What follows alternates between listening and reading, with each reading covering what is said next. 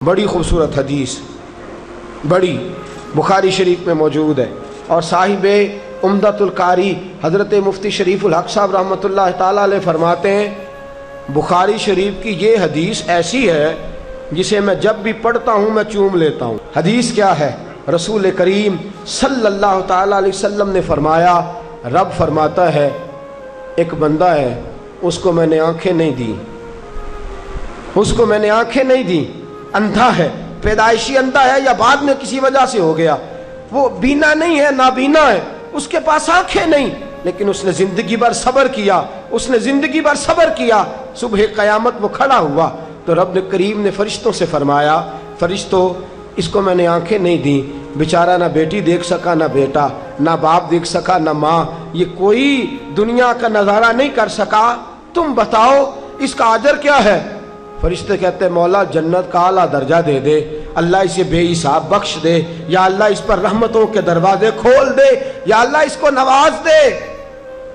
تو رب فرماتے اس نے ساری زندگی بغیر آنکھوں کے صبر کیا ہے، اسے صرف جنت نہیں ملے گی بلکہ آج اسے اس کا رب اپنا دیدار بھی کرائے گا۔ فرمایا جو اندھا ہو، نابینا ہو، اور پھر وہ صبر کرے اور استقامت کے ساتھ رہے، شکوہ نہ کرے، گلہ نہ کرے، فرمایا قیامت میں لوگ جنت کے نظارے کریں گے اور یہ اللہ کا دیدار کرے گا، اس کو رب کریم کے جلوے دکھائے جائیں گے، اس لیے کہ یہ صابر رہا، یہ شاکر رہا، یہ اللہ تبارک و تعالیٰ کی عطا پہ راضی رہا، یہ رب کائنات کی دی ہوئی آزمائشوں پر ہمیشہ استقامت کے ساتھ ڈٹا رہا۔ حضرت ایوب علیہ السلام اللہ کے نبی ہیں، 18 سال جناب ایوب علیہ السلام کو اللہ نے صحت عطا فرمائی، تندرستی عطا فرمائی، اونٹ اتنے تھے کہ گنے نہیں جاتے تھے، گائیں اتنی تھیں کہ شمار نہیں کی جاتی تھی، بکریاں اتنی تھیں کہ شاید کوئی ایسی حویلی موجود نہ ہو جہاں ان کو سنبھالا جا سکے۔ فرشتے کہنے لگے مولا تو کہتا ہے تیرا یار ہے اور وہ تو مال کے اندر لگا ہوا ہے، وہ تو اعلیٰ قسم کے مکانات میں، جائیدادوں میں، 7 بیٹے ہیں اور جوان بیٹے ہیں، وہ تو ہر وقت بچوں سے پیار کرتا رہتا ہے، تو کہتا میرا یار ہے۔ اللہ نے فرمایا وہ میرا یار ہے، میں دلوں کے بھید جانتا ہوں، تم کہتے ہو تو آزمائش کر لیتے ہیں، یاری تیری سونا پر ازمائشاں تیریاں اگ، اے سونا پرکھیا جام دئی پہلو نال لگاں دے لگ، آزمائش کر لیتے ہیں۔ آزمائش، حضرت ایوب علیہ السلام کی فصلوں کو آگ لگ گئی، فصلیں ساری اجڑ گئیں، جانوروں کو بیماری آئی تو ایک ہی دن میں سارے اونٹ مر گئے، 2 دن گزرے تو ساری گائیں ساری مر گئیں، بکریاں بھی ایک بیماری کا شکار ہو گئیں۔ جناب ایوب اور آپ کی زوجہ گھر سے باہر نکلے تو زلزلہ آیا، ایک ہی دن میں 7 بیٹے، ایک ہی دن میں وارث شاہ مان کری نہ وارثاں دا، رب بے وارثہ کر کے مار دئی، 7 بیٹے ایک ہی دن میں۔ ابھی صدمہ سر پہ تھا کہ رب نے بیمار کر دیا، پورے وجود پر پھنسیاں، پھوڑے، تکلیفیں۔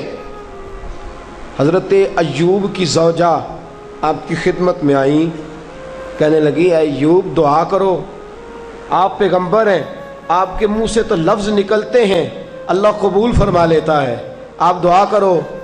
کہنے لگے یہ بتا شفا کتنا عرصہ رہی ہے، مال کتنا عرصہ رہا ہے، یہ بتا میرے پاس اولاد کتنا عرصہ رہی ہے۔ کہنے لگی 18 سال۔ کہنے لگے 18 سال اس کا فضل، کرم، احسان رہا ہے، اب ذرا مجھے 18 سال تکلیف میں رہ لینے دے، پھر دعا بھی کر لوں گا، پہلے مجھے 18 سال گزار لینے دے نا، جتنا وقت اس نے مجھے آسانی میں دیا ہے اتنا ذرا تکلیف تو بھئی، سکھ آئے تو خوشی خوشی کیا بات ہے، کیا بات ہے، کیا بات ہے، دکھ آئے تو شکوہ شروع کر دیا، صبر ہی نہیں کیا، ٹھہرا ہی نہیں، کہا مجھے 18 سال ذرا گزار لینے دے، اس کے بعد دعا کر لوں گا۔ کہنے لگی دعا کرنے میں کیا حرج ہے، دعا کر دیں۔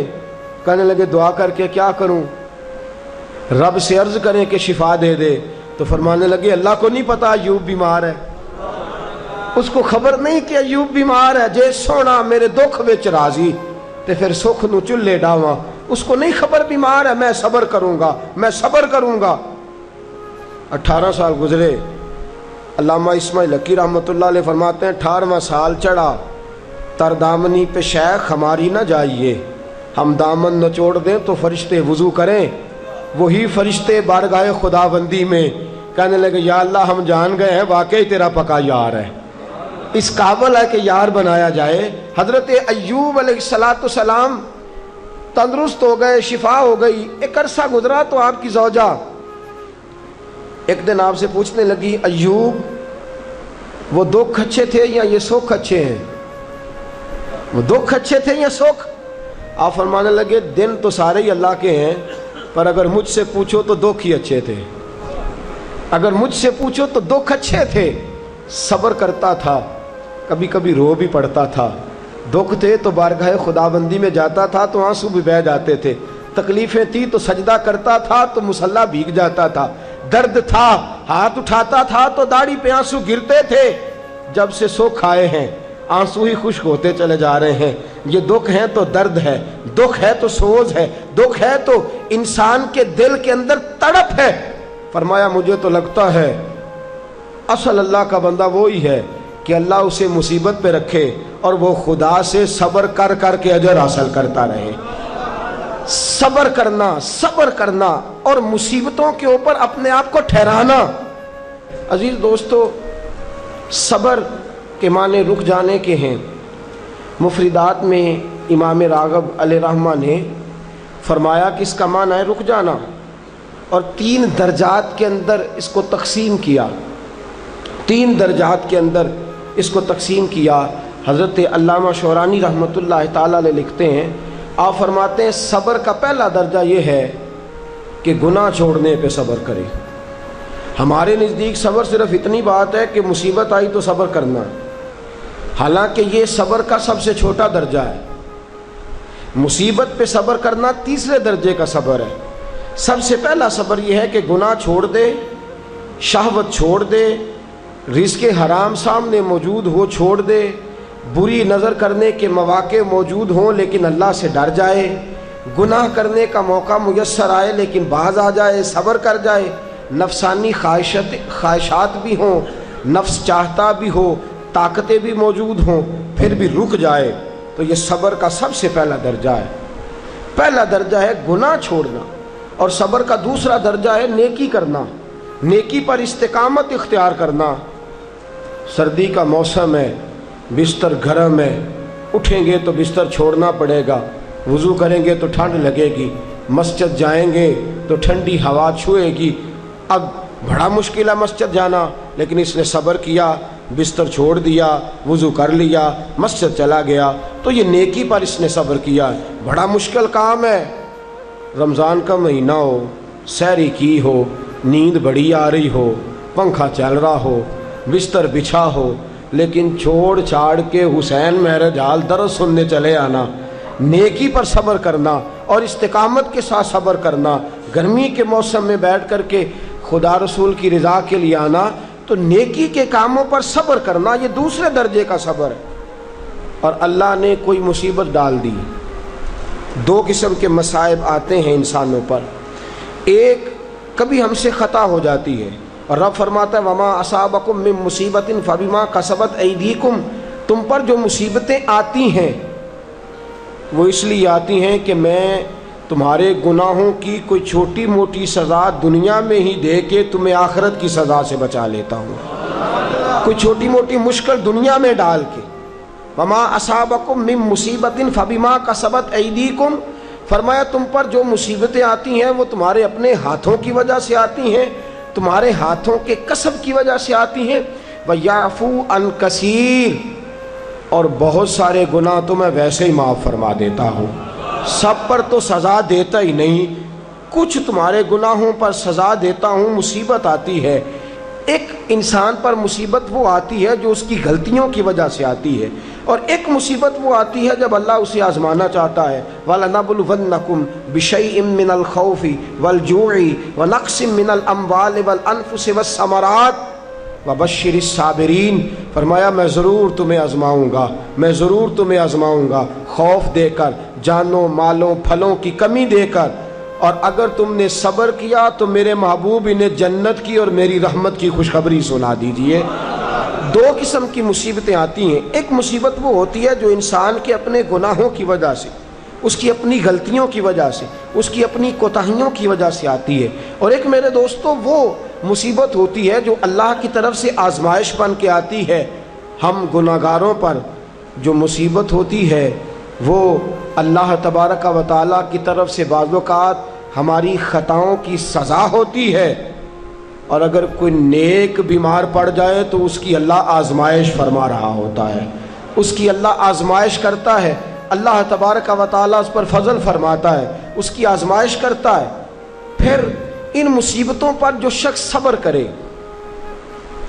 کرے، اپنے آپ کو روکے، جزا و فضا سے روکے، آہذاری سے روکے، شکوے شکایت سے روکے، رب فرماتا ہے اگر میری رضا پہ راضی ہو گیا تو ان اللہ مع الصابرین، باقی نیکیوں پر میں ثواب دیتا ہوں، اور جو کوئی صبر کرتا ہے رب فرماتا ہے میں اس کا بن جایا کرتا ہوں، صبر کرنے والوں کے ساتھ ہو جاتا ہوں، صبر کرنے والے کی معیت میں ہو جاتا ہوں، صبر کرنے والے کو اپنا قرب عطا فرما دیتا ہوں۔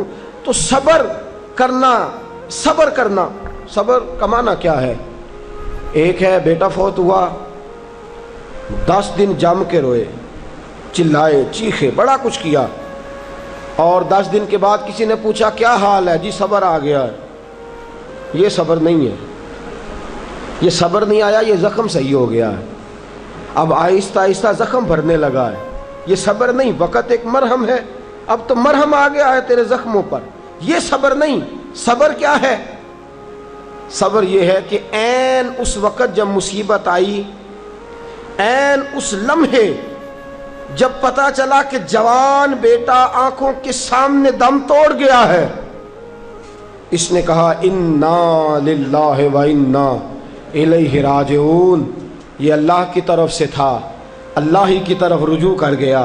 عین مصیبت کے وقت سید عالم صلی اللہ علیہ وسلم نے فرمایا، روایت مشکات میں موجود ہے، دیگر کتب احادیث میں موجود ہے، فرمایا انما صبرہم عند الصدمۃ الاولی، فرمایا صبر یہ ہے کہ عین صدمے کے وقت جس نے صبر کیا، عین صدمے کے وقت، عین مصیبت کے وقت، عین اس وقت جب اس پر دکھ کا پہاڑ آیا، عین اس وقت جس نے صبر کیا، وہ اصل صابر ہے۔ اور جب اللہ آزمائش ڈالتا ہے نا تو جو کام سیدھے ہوتے ہیں وہ بھی الٹے ہونے شروع ہو جاتے ہیں۔ جب خدا کی طرف سے وَلَنَبْلُوَنَّكُمْ بِشَيْءٍ مِّنَ الْخَوْفِ وَالْجُوعِ وَنَقْصٍ مِّنَ الْأَمْوَالِ وَالْأَنفُسِ وَالثَّمَرَاتِ، جب اللہ کی طرف سے آزمائش آتی ہے، جب انسان پر اللہ کی طرف سے کوئی چیز نازل ہوتی ہے، آپ سونے کو ہاتھ رکھتے ہیں تو مٹی ہو جاتی ہے، آپ کسی طرف بھی، بہت سے دوست آ کے کہتے ہیں جی قدم آگے اٹھاتا ہوں جاتا پیچھے ہے، کیا کروں؟ تو میں اکثر عرض کرتا ہوں کہ تھوڑے دن قدم اٹھانا ہی چھوڑ دیں، کیا کریں؟ بیٹھ کے اللہ اللہ کریں، صبر کریں، دعا کریں۔ کچھ وقت انسان پر ایسا ہوتا ہے، تلک الایام نداولھا بین الناس، جو اللہ نے انسان کے دن بدل کے رکھنے ہوتے ہیں، کچھ وقت ایسا ہو، پھر ایک وقت آتا ہے کہ وہی انسان مٹی میں ہاتھ رکھتا ہے تو اللہ اسے سونا بنا دیتا ہے۔ رب آزمائش کرتا ہے، رب آزماتا ہے۔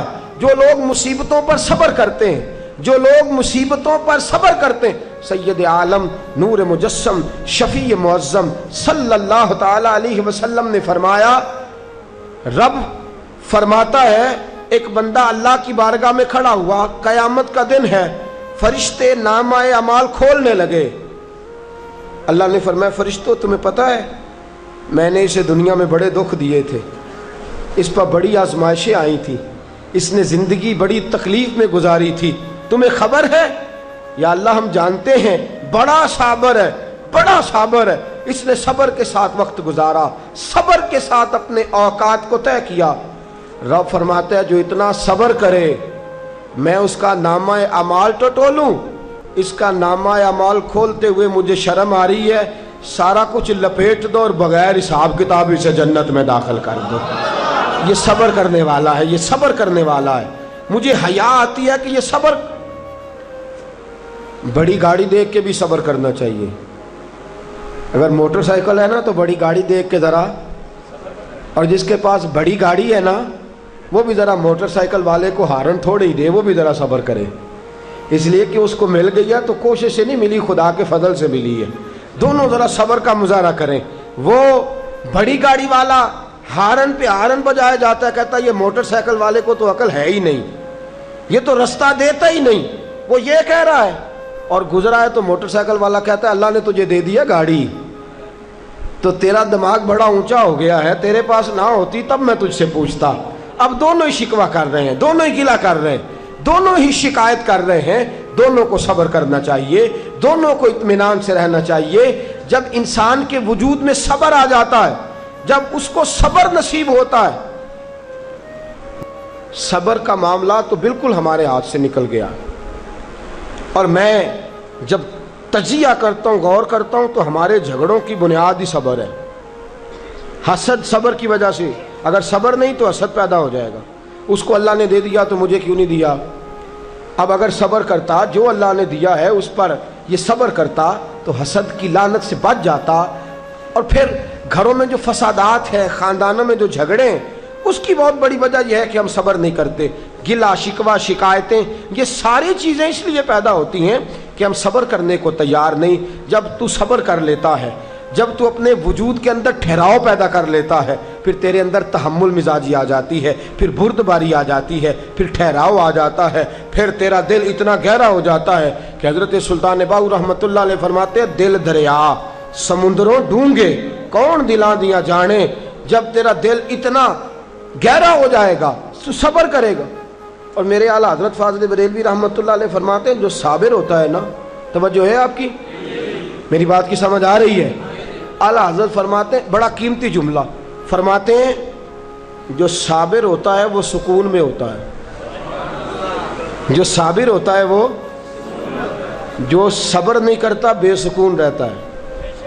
اگر صابر ہے نا، تھوڑی غذا پہ تھوڑی روٹی، اگر صابر ہے، صبر کرتا ہے، تو پھر شیخ سعدی رحمۃ اللہ تعالیٰ علیہ کے پاس ایک شخص آیا، کہنے لگا حضرت جی دیکھیں نا، میرے پاس اتنے بھی پیسے نہیں کہ میں جوتے لے سکوں، اتنے بھی پیسے کوئی نہیں جوتے لے سکوں۔ فرمایا صبر کر اللہ دے گا۔ کہنے لگا جی صبر ہی کیا ساری عمر، اس نے جوتے لینے کے برابر بھی پیسے نہیں دیے، ننگے پاؤں پھر رہا ہوں۔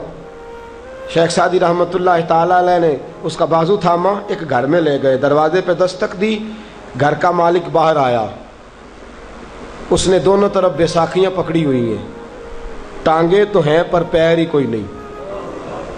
فرمانے لگے بتا یہ اچھا ہے کہ تو، کہنے لگا جی میں آپ سے بھی معافی مانگتا ہوں، اپنے رب سے بھی معافی مانگتا ہوں، اس کے تو پیر ہی نہیں بیچارے کے، اس کے پاس تو قدم ہی نہیں۔ دوستو جب صبر رخصت ہو جاتا ہے، جب صبر رخصت ہو جاتا ہے، نبی پاک صلی اللہ تعالی علیہ وسلم نے فرمایا خدا اگر تجھے مصیبت دیتا ہے نا، اور ان مصیبتوں پر جب اللہ تجھے قیامت میں اجر دے گا، دنیا میں رب تجھے جو مصیبتیں ڈالتا ہے، ان مصیبتوں پر جب قیامت کے دن اللہ تجھے اجر دے گا تو تیرا دل چاہے گا کاش سکون ہوتا ہی نہ، آزمائشیں ہی آزمائشیں ہوتی، کاش سکون نہ ہوتا، آزمائشیں ہی آزمائشیں ہوتی جب تو وہ اجر دیکھے گا۔ نبی پاک صلی اللہ علیہ وسلم نے فرمایا جب کسی کا بچہ انتقال کر جاتا ہے نا، ہاں بات بڑی مشکل ہے، کام بڑا مشکل ہے، جب کسی کا بچہ بیٹا یا بیٹی انتقال کر جاتا ہے، وہ کسی دانشور نے کہا تھا کہ میرا باپ انتقال کر گیا، 6 مہینے گزرے تو میرا 18 سال کا بیٹا بھی انتقال کر گیا۔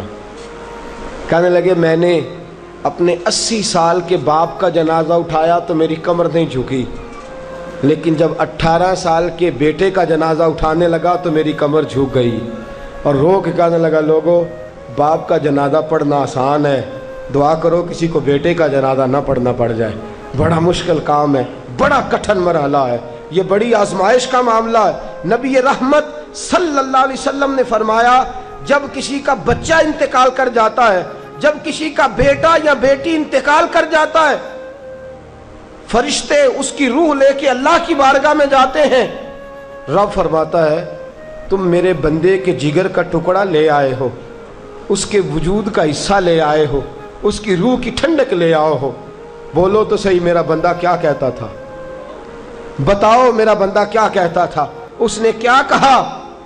فرشتے کہتے ہیں مولا جب ہم نے اس کے بیٹے کی روح قبض کی اور وہ اپنے بیٹے کی میت پہ آیا تو اس نے تیرا گلہ نہیں کیا، شکوہ نہیں کیا، بلکہ اس نے کہا انا للہ و انا الیہ راجعون، یہ دیا بھی اللہ نہیں تھا، لے بھی اللہ ہی گیا ہے۔ جب اس نے یہ بیٹے کی میت دیکھی ہے تو اس نے یہ کہا ہے کہ اللہ کا مال تھا، اللہ لے گیا۔ رب فرماتا ہے باقی کے کام چھوڑ دو، جنت کی طرف جاؤ اور میرے اس بندے کے لیے اور اس کے بیٹے کے لیے ایک مکان بنا دو۔ جنت میں جاؤ، دنیا کی زندگی تو تھوڑی ہے نا، اور آخرت کی زندگی حادی کوئی نہیں، اس کی حادی کوئی نہیں، کتنی لمبی ہے۔ فرمایا دنیا میں تو کٹھے نہیں رہ سکے، اب جنت میں مکان بنا دو، اس میں اس کا باپ بھی رہے گا، یہ بھی رہے گا۔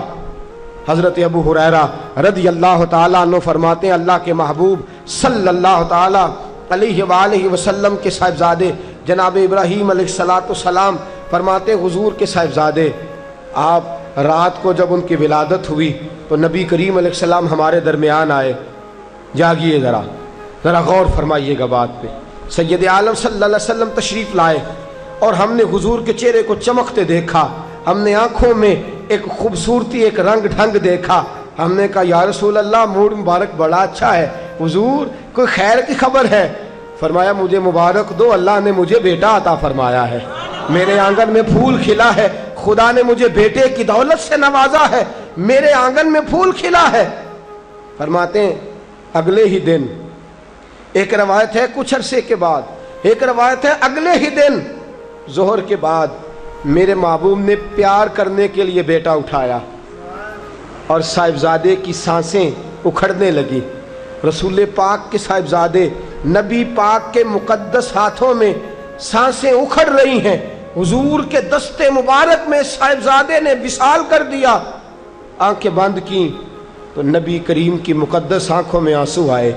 رات خوشی تھی، رات حضور مبارکیں وصول کر رہے تھے، رات مسکرا رہے تھے، صحابہ کے جرمٹ میں بیٹھ کر محبت کی بات ہو رہی تھی۔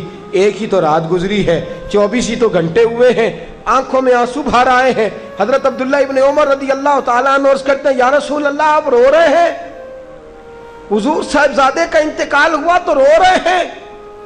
نبی رحمت صلی اللہ تعالیٰ علیہ وسلم نے فرمایا عبداللہ دل میرا غمزدہ ہے، آنکھوں میں آنسو ہیں، پر میں اپنی زبان سے وہی جملے کہوں گا جس سے میرا اللہ راضی ہوگا۔ میں کوئی بے صبری والی بات نہیں کروں گا، میں کوئی ایسا جملہ نہیں کہوں گا جس سے میرا خدا ناراض ہو جائے۔ اگرچہ میرا دل غمزدہ ہے، اگرچہ میں پریشان ہوں، اگرچہ میری آنکھیں آنسو بہا رہی ہیں، یہ محبت کی علامت ہے، یہ پیار کی علامت ہے، لیکن فرمایا میری زبان سے کوئی کسی کے ہاں میت ہو جائے تو آنسوؤں سے رونا محبت کی علامت ہے۔ اگر آنسو آتے ہیں نا تو یہ تو محبت ہے۔ حضرت عثمان بن مظعون رضی اللہ تعالیٰ عنہ کا وصال ہوا تو اللہ کے محبوب کی آنکھوں میں آنسو آئے۔ سیدہ عائشہ صدیقہ رضی اللہ تعالیٰ عنہ نے کہا یا رسول اللہ آپ روتے ہیں؟ فرمایا یہ آنسو محبت کی علامت ہے۔ خدا کو بین کرنا ناپسند ہے، شور کرنا ناپسند ہے، باتیں کر کر کے رونا، شور کرنا، آہوزاری کرنا، ماتم کرنا، فرمایا یہ چیزیں خدا کو پسند نہیں۔ شور کرنا، بالخصوص خواتین اس بات پہ ضرور توجہ کریں، اس کی باتوں کا تذکرہ کر کر کے رونا، اونچی اونچی آواز میں بیان کرنا اور بار بار تڑپ تڑپ کے کہنا کیا بنے گا، کہاں جائیں گے، کیسے گزر اوقات کریں گے، یہ جملے کہنا اللہ کے رسول کو اتنا ناپسند ہے، اتنا ناپسند ہے کہ نبی پاک صلی اللہ علیہ وسلم نے فرمایا جو عورت میت پر بیان کرتی ہے یا جو شخص ماتم کرتا ہے، فرمایا وہ تو میری امت میں ہی شامل نہیں ہے، فرمایا میں تو اس کو شامل ہی نہیں سمجھتا، لیس منی، وہ ہم میں سے نہیں ہے۔ صبر کرے، صبر کرے، ٹھہر جائے، اللہ کی رضا پہ راضی ہو جائے، قضا پہ راضی ہو جائے، جھک جائے خدا نے۔ اتنا شور کرنا، اتنی آہوزاری کرنا، اور معاذ اللہ بعض اوقات تو کفریہ جملے بولے جاتے ہیں، کفریہ جملے بولے جاتے ہیں۔ انتقال ہو گیا، تبھی موت چلا گیا، ہارٹ اٹیک سے انتقال، تو کہتے ہیں ہم پہ ظلم ہو گیا ہے۔ معاذ اللہ، آپ اللہ کو ظالم کہہ رہے ہیں؟ खुदा को जालिम कह के कुफर इकट्ठा कर रहे हैं, कुफर या फिक्रे बोले जाते हैं, माज़अल्लाह ताला सुम्मा माज़अल्लाह, ऐसी बातें की जाती हैं जो शरीयत इस्लामिया में सख्त सजा की मुस्तहिक है। सब्र करना, हौसला करना, आंसुओं से रोना, अपने दिल के अंदर मोहब्बत रखना, लेकिन कभी भी किसी मौका पर भी अपनी जुबान से गिला करना, शिकवा करना, शिकायत करना, किसी बाबत कोई बात भी करना, दोस्तों ये शरीयत इस्लामिया में जायज नहीं। सब्र करें, सब्र का पहाड़ बन जाएं। इन्नल्लाह मास्साबिरीन, अल्लाह सब्र करने वालों के साथ है, अल्लाह सब्र करने वालों को जज़ा देता है।